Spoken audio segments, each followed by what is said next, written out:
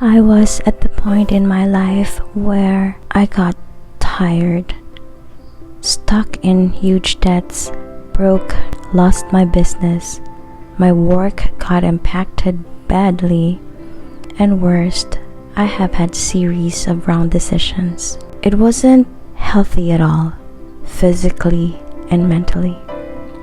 I developed eating and sleeping disorders. I was always depressed because I knew in my mind and heart that I wasn't doing it right for myself. I wasn't caring and loving myself.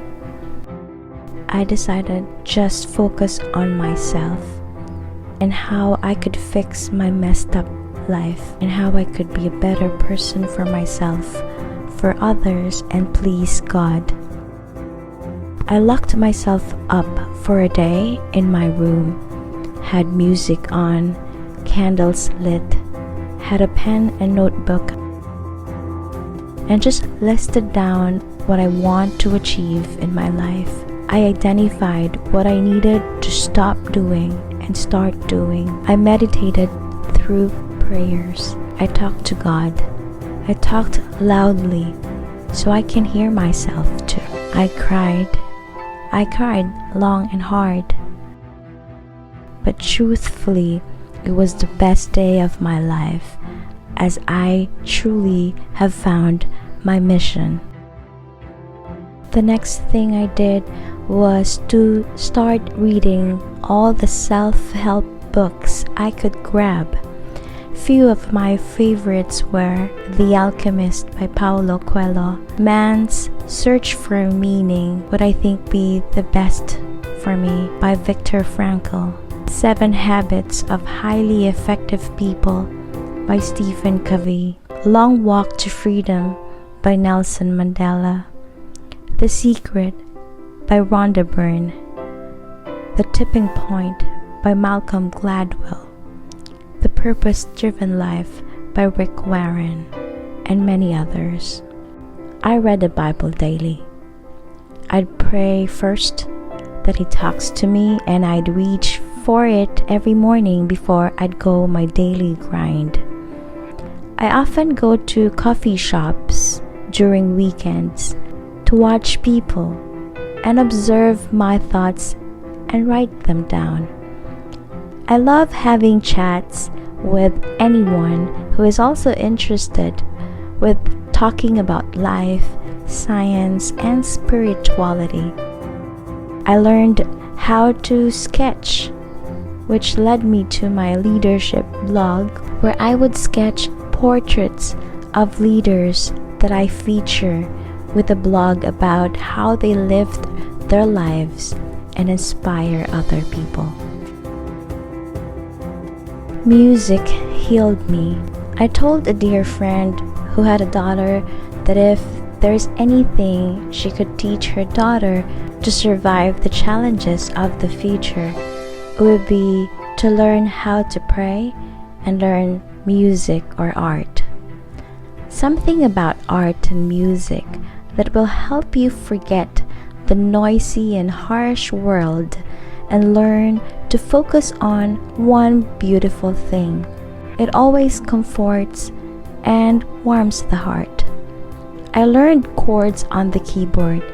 I remember I bought a very cheap keyboard that had bad sound quality, but it got me through the sad days. So these are the 5 powerful tips that helped me to love myself more. Forgive and be patient with yourself. You are not perfect. You can never be. If you committed mistakes, it is a milestone.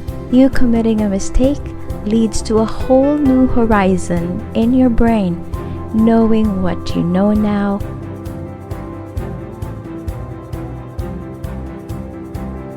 Try not to get angry. During my high school years, I was blessed to be close with one of the nuns at school. One afternoon, she told me that someone had hurt her, and it was very sad. I quickly asked, "Why didn't you get mad at her?" Her answer shocked me and remained in me forever. She said that getting angry will not change the situation, but what can heal her is to spare herself from getting angry, as it is stressful. I learned that strong emotions are stressful to the body, and stress is the number one cause of the many illnesses we know today, like cancer. We must first breathe and exhale all the negative emotions in our body. Air provides oxygen and will allow you to think clearly. If you got angry at someone, you may possibly break the person instead of building the person up. Know your purpose. Knowing your purpose allows you to fine-tune your focus about your life. It also helps you avoid experimenting on many things when you can just put all your time and energy onto 1, 2, or 3 things that you're passionate about. Knowing your purpose will pave the way to a greater appreciation and gratitude over the life you live. You feel that you belong to this world and you matter. Try to see what you are good at. It is something that you love to do, and you're happy to be able to do it for the rest of your life. However, life is not only about life you live, but more so with the life you live for others. Given your interest, how can others benefit from it? Do you inspire them to also find and pursue their purpose? You will feel fulfilled and happy knowing that you are able to help. It is the best feeling ever. This bliss is the greatest gift you can give yourself. Stop comparing yourself with other people.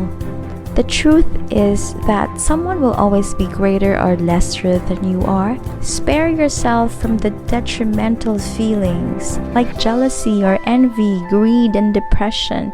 Focus on yourself only and what you were born for.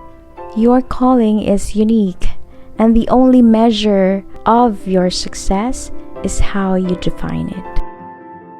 Take spiritual retreats. Retreats help you pause from the buzz of life and just stay in one place where there are people who could guide you in assessing how your life had been and then heal the wounds that came along with life. Just be in a quiet place to pray, heal, and love again. I feel as if I was reborn and that another updated version of me had come out. Take one every year or 1 in 2 years. This is the best investment you can give yourself. On self-worth. Self-worth was something I struggled with. It was difficult for me to share my light to people because of fear of judgment. I found this quote and Bible verse that gave me strength.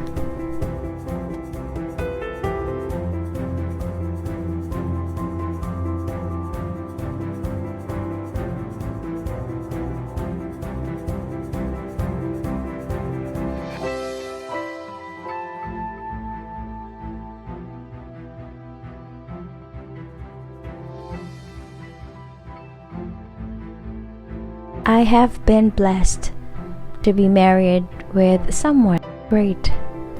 He was on a wheelchair then.